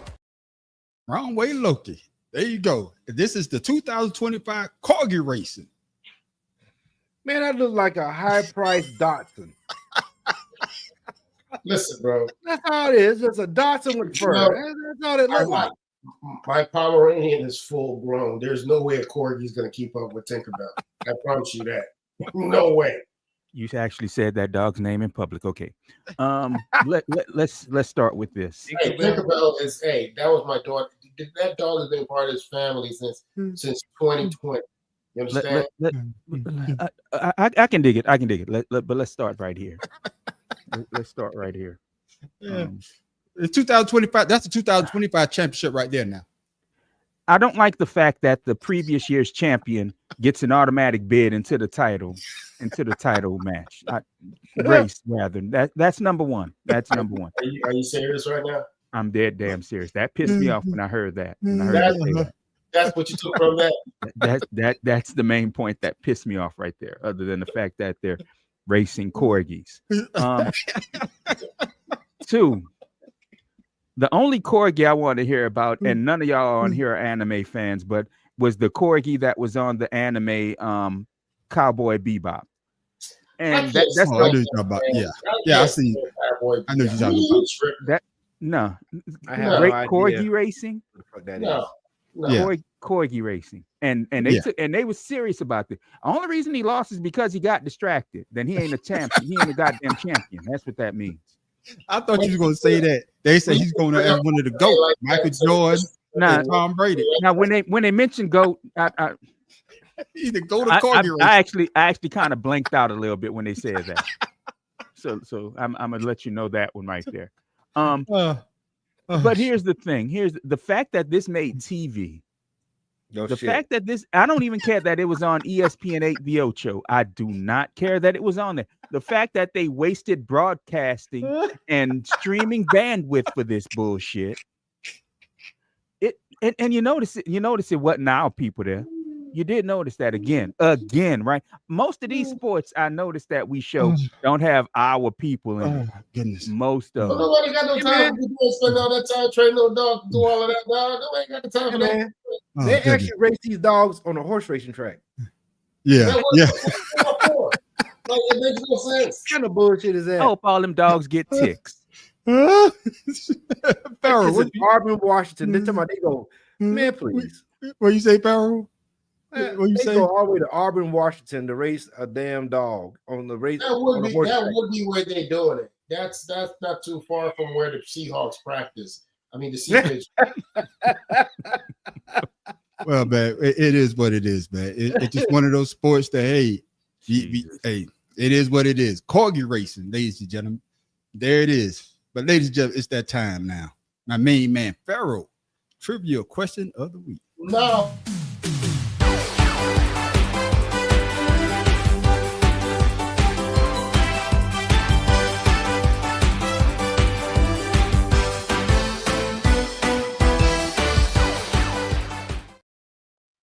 What you got for us this week, Farrell? All right, so I want you guys to know that what team playing MetLife Stadium? New York Giants. Or Yeah, Jets. Giants and the Jets. Okay, so they both play there. So this question is not just about those teams. All right.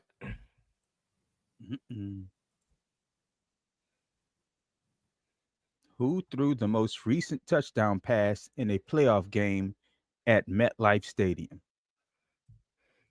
Well, that is a good question. Tom Brady.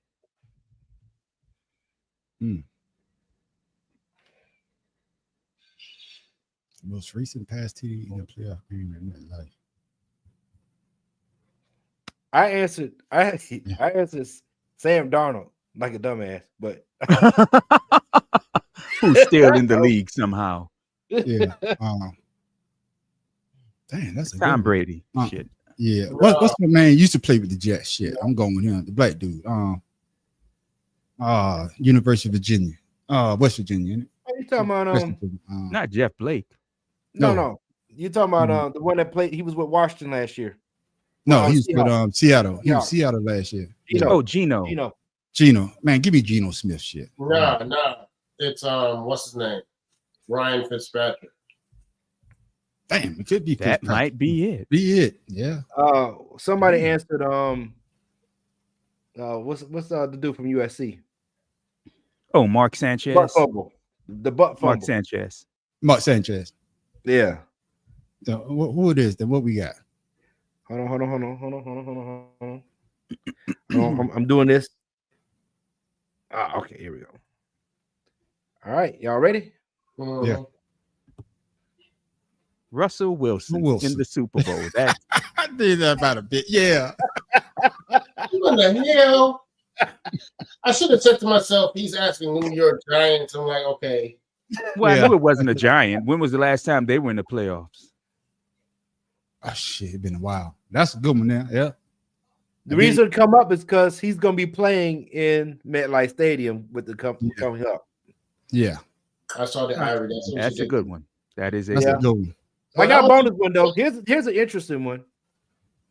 Who is the only Canadian-born quarterback to win a Super Bowl? Doug Flutie. The dude from Washington Flutie Redskins. didn't win a Super Bowl. Dude from the Washington Redskins. What's his name? Oh shit, white boy. From the dude from the Washington, Mark Ripken. That's it. Ripken. How the fuck do you know that? Don't worry about it. Go ahead. Go ahead. You should say extra point. Mark Ripken. You didn't say Mark Ripken. Well, you didn't. You said Mark Ripken. Oh, Ripken. He said the white boy from Washington. So that's right. I said Mark Ripken. And you could have said Joe Doug Theismann, but Flutie wasn't. he didn't say Doug that. Flutie wasn't born in Canada. He played in Canada for the Argonauts. Yeah, Yeah. CFL. But it doesn't matter. I still say Mark Rippon, and this fool over here taking it like he said it. I did Oh, say you it. did say Mark Rippon? That Mark Rippon. Yeah, Shada said. Well, Shada Hey. said it, and as man on the street said, Mark Ripken. You know, like Yeah, Cal but Ripken. Mark Ripken ripped it, but Oh, yeah, motherfuckers Wheel of like Fortune, dude you put- wouldn't have got that. yeah, but I got it though. Well, Oh, it's not only Jeopardy. that, Mark But I got Rippon it, I though. just thought that was interesting. I didn't even think about is that. playing in Yeah. the NFL too. But Pharaoh, you asked for it. I think this might be it though. Hold on, let me see.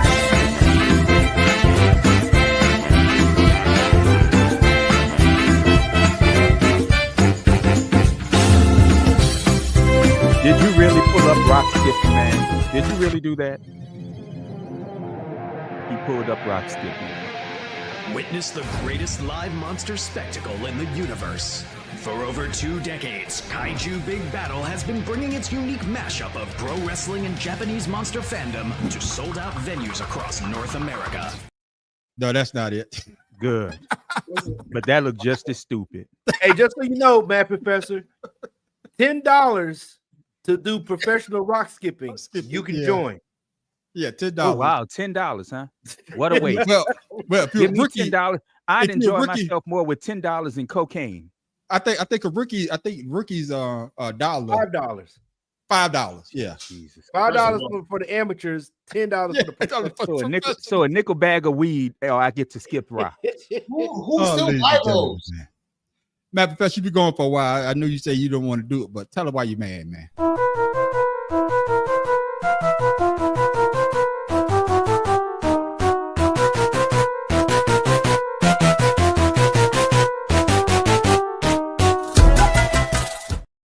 Okay, I'm gonna see if I keep this one short. My favorite sport, my favorite motorsport, as everybody knows, is Formula One, and they're Yeah. on their summer break right now.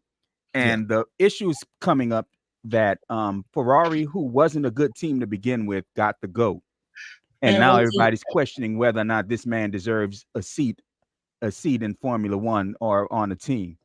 He is the fucking GOAT. He won 2 races last year under his final contract with Mercedes, his home Grand Prix, and if I remember, Spa. He won at Spa-Francorchamps, which is a race that I absolutely love. That's stupid. When was the last time Fernando Alonso, 41-year-old ass, won a race? Anybody want to guess? It was 2009, and he's still in Formula One, and nobody's questioning whether or not he still belongs in Formula One. In fact, he's only scored in 3-point races in the last 4 damn years. So I don't want to hear this bullshit about Lewis Hamilton, 7 should be 8-time world title holder, should not be in Formula One. How about y'all get rid of some of these garbage ass white boys y'all just put in the seat because they daddy paid for them, i.e. Mr. Lance Stroll, whose dad owns the Aston Martin Formula One team. Hey, Verstappen too. Don't forget about Out don't of here. for- No, don't forget Verstappen. about the I will give Japanese Verstappen his credit. His first title wasn't his; they gave it to him. But the Right. last 2, he had he earned had the them. best car. He earned them. So I will give him credit for those. I But still don't to like say his that ass. Lewis Hamilton doesn't belong in Formula One, and that son of a bitch Fernando Alonso, who, like I said, has only scored in 3.3 races, deserves to be kiss ass. I got you. There it is, ladies and gentlemen. And Joe, to answer your question, I don't know how you get your favorite rock back. Once you skip it. Hey, Joe, get your snorkel on, son, and get your ass out there. Oh, so because this is breaking news, you know what I'm saying? Before we go off, some things I might, because there's a lot of people starting their fantasy leagues this weekend, their drafts and stuff. So the Bills went ahead and paid James Cook $48 million, $30 million guaranteed. So his contract is sold up. The Eagles, your homeboy, your guard that went out. Luckily for him, he'll be back with week 1, but we don't know if he'll be 100%. So that's going to be big for y'all because he's the key. He's the key to the push. So I don't know how that's going to. Oh, I'm glad you said that. Also, this whole thing with Jerry Jones and the Cowboys. Let me tell you something. I have never seen such a self-indulged person. He's one of the biggest narcissists I've ever seen. He ain't bigger than Donald Trump. He right there with him. Because I Yeah. don't understand. I just don't understand why is it that you have such a hard time paying the best person you have on your team that plays football? Don't the best people that buy horses for the race, they don't buy the horse that might come in second.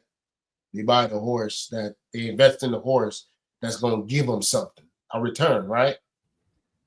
So I don't understand this Candyland mentality that old boy is going on with down there. So, but in all fairness, what does Micah bring in crunch time? In all fairness, and I brought this up before, Micah Parsons is a beast week 1 through 10. Absolute monster 1 through 10. After that, Was it incognito? So Right. you're saying that he doesn't deserve the money? I'm not saying he doesn't deserve it. What I'm saying is he doesn't deserve as much as he thinks he does. Oh, okay. Yeah, it is what it is. So for the tush push, 2013 NFL rule that was updated for defensive players. Players cannot push teammates on the line of scrimmage into the offensive formation.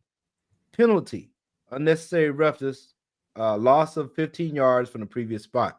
That's why people are talking about the tush push should be, but it's not that allowed due to that rule for the defense. But it's not that, and that's the main point of the tush push. The couple times that they did it, when they got flagged for it, was for that very reason. You can't push another player, but as long as that player, after the ball is snapped, that player has every right to that daggone line of scrimmage as the defense. So if no one is pushing you and you surge enough to push them on their heels, you can't throw a flag. Say no. All I got to say is, no, you can't throw a flag. It's just like saying the defender and the offensive player have a right to the football. They both have a right to the line of scrimmage. All I got to say is they went up, they try to block it, and they say no go. So be ready for Jalen to have over 300 touchdowns by the time he My retires. only issue, my only issue with the rule about the tush push and all this is the same issue I have with on the kickoff. You can't line up over the center. Yeah. That's my issue. Is then what's the point of even trying to block the kick anymore? I mean, they can't jump over the center like they used to be able to. I don't remember seeing anybody ever get hurt doing that shit. Yeah. And that's my issue. I'm gonna tell you the rule they need to get rid of. Being Man on Street, you already know it. The 5-yard penalty. What you call it? Automatic first down. On the defensive hold. Yeah, that pisses me off. Yeah, that the illegal contact. The first down. They need to get rid of that crap.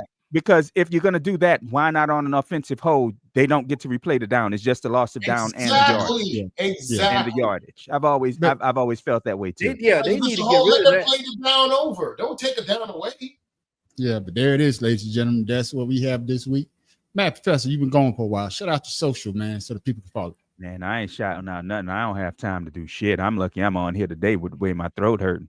But if I ever record something again, it'll be on the Mad Professor .1, the way you see it on your screen on Instagram and YouTube, and the Mad Professor 1 on Blue Sky. If I ever record again, I'm still pissed. Don't get me wrong, but I don't have time to keep up anymore. You stay mad. Got you. You so mad that you can't even keep the madness under control. Yeah. Shout out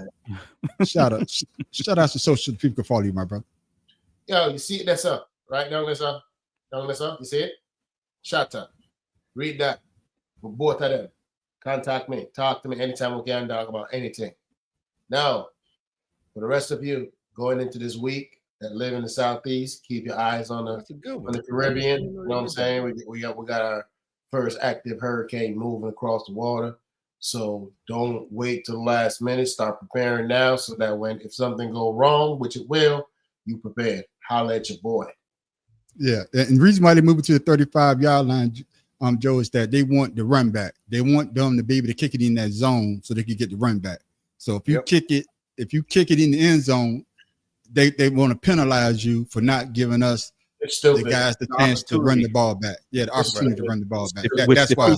which defeats the purpose of the rule change to begin with, because they was trying to stop injuries. So Yeah, exactly. It's just dumb. Exactly. Bro, King, man. Well, and shout out to social, man, so people follow you.